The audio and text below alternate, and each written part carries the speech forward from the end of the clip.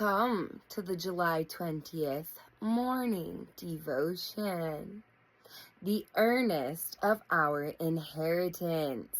Ephesians 1:14.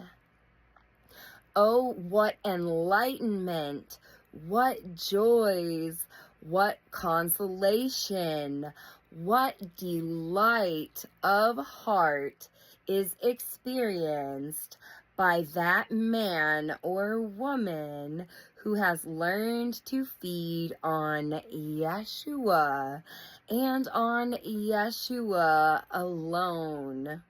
Yet the realization which we have of Christ's preciousness is, in this life, imperfect at best. As an old writer says, "'Tis but a taste." We have tasted that the Lord is gracious, but we do not yet know how good and gracious he is, although what we know of his sweetness makes us long for more. We have enjoyed the first fruits of the Spirit, and they have set us hungering and thirsting for the fullness of the heavenly vintage.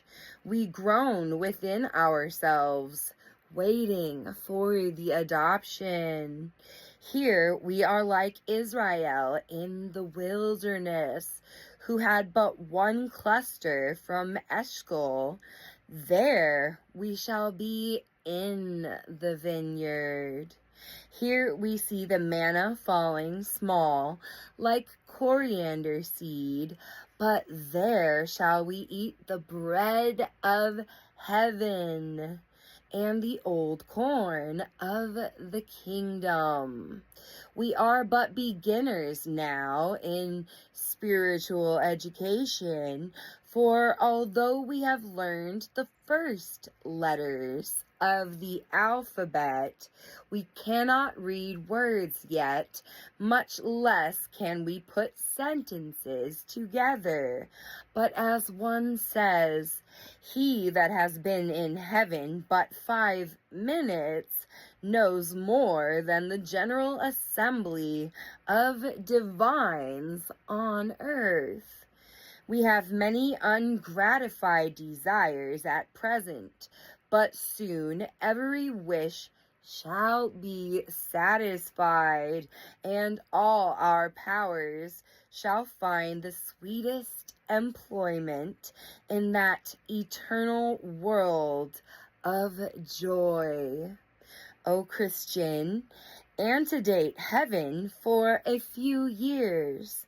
Within a very little time thou shalt be rid of all thy trials and thy troubles. Thine eyes now suffused with tears shall weep no longer. Thou shalt gaze in ineffable rapture upon the splendor of him who sits upon the throne. Nay, more, upon his throne shalt thou sit. The triumph of his glory shall be shared by thee. His crown, his joy, his paradise, these shall be thine, and thou shalt be co-heir with him who is the heir of all things.